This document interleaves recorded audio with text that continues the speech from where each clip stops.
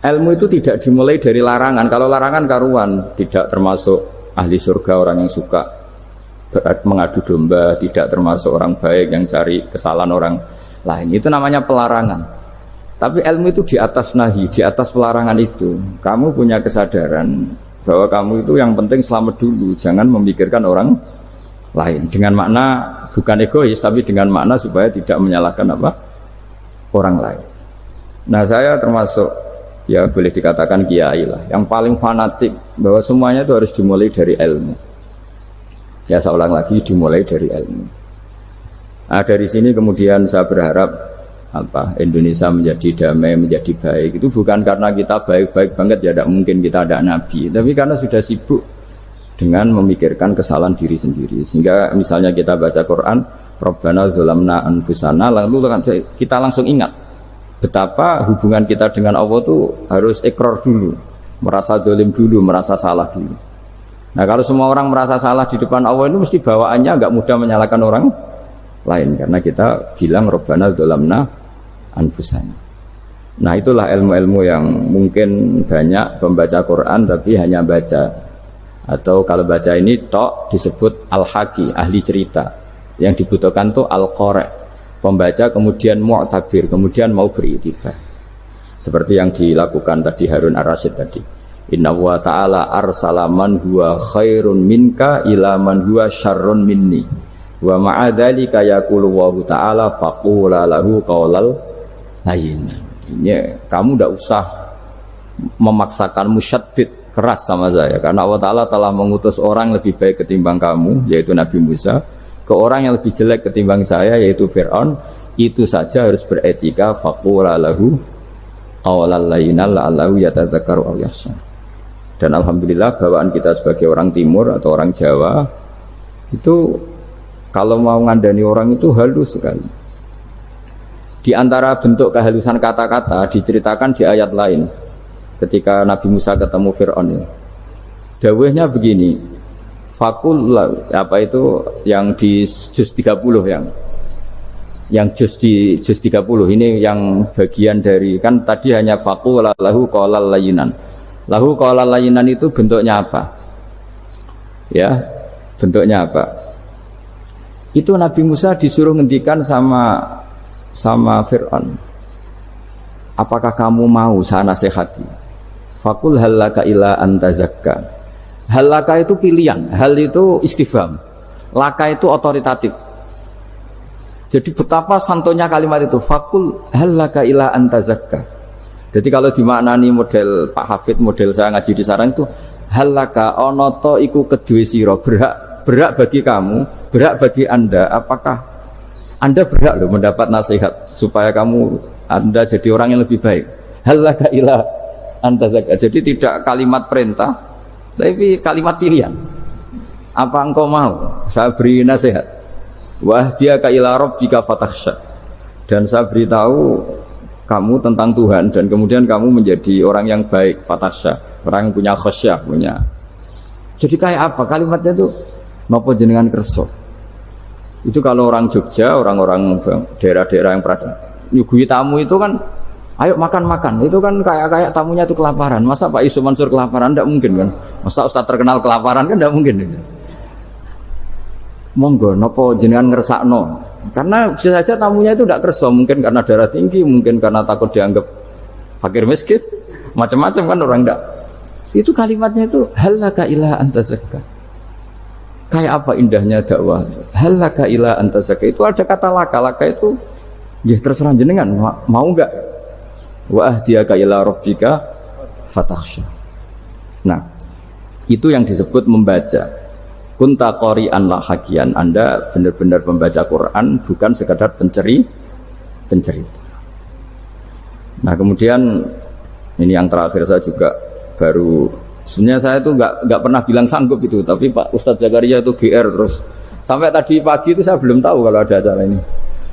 Ya karena saya kiai, jadi kalau kiai itu kan ingatnya sama Allah saja. Kalau sama manusia itu rontok-rontok lali gitu. Itu bukan memaksa, ya memang lupa.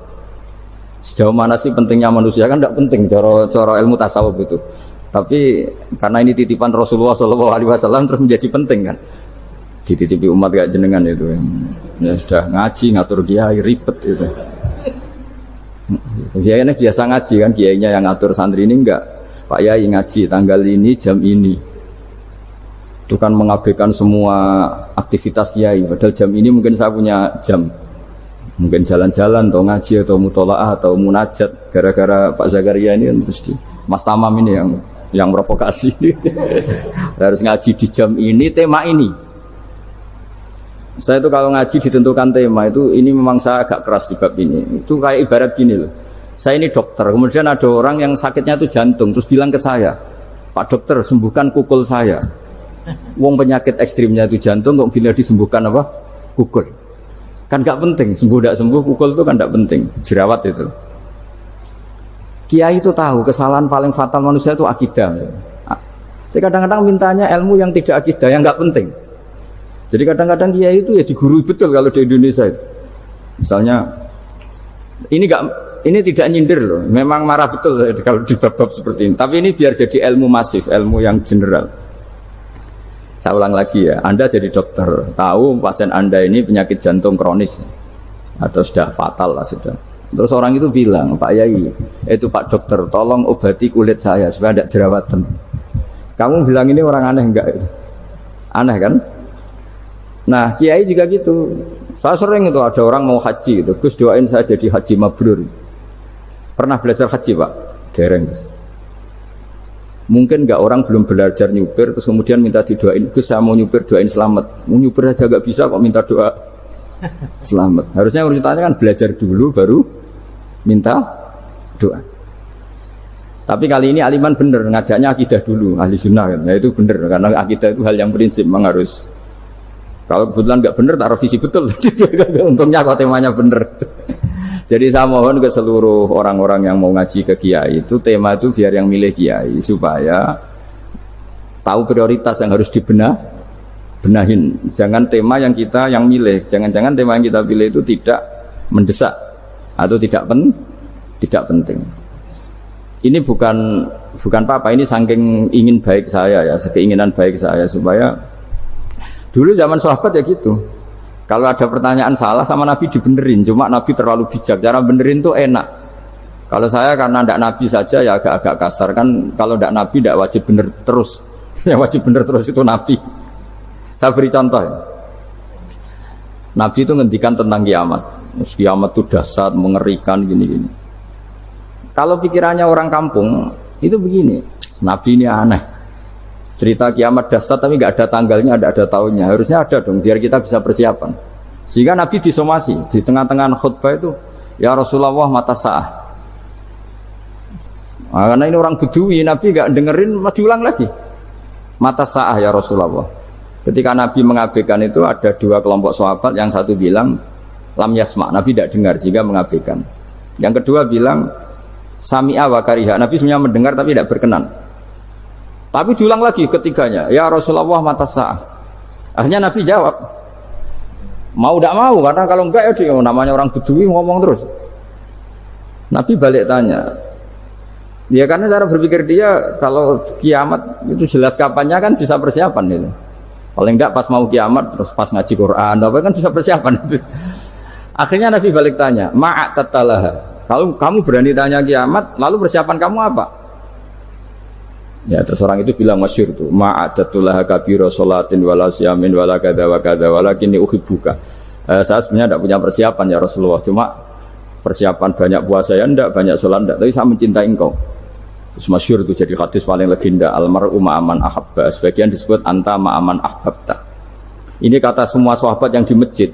Si Bedui ini orang paling dibenci sahabat karena mengganggu Nabi saat khutbah, tapi akhirnya ini menjadi orang paling dicintai sahabat karena barokahnya itu hadis itu keluar secara terbuka, almar'u ma'aman ahabba.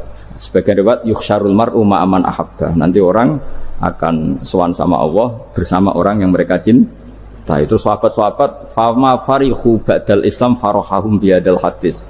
Mereka tidak pernah senang setelah masuk Islam sesenang hadis ini, karena kita tidak perlu soleh-soleh banget, cukup nyintai orang apa soleh gitu. Makanya saya sekali bilang itu ya, kadang-kadang saya jadi orang alim itu ya rugi. Ruginya tadi. Misalnya ya, untuk menjadi orang alim kan harus hafal Quran, ngaji Bukhari, Muslim, Ikhya. Ternyata pengumuman kedua orang nggak bisa apa-apa. Gelombang kedua para pecinta, waduh, itu kan repot ya. Jadi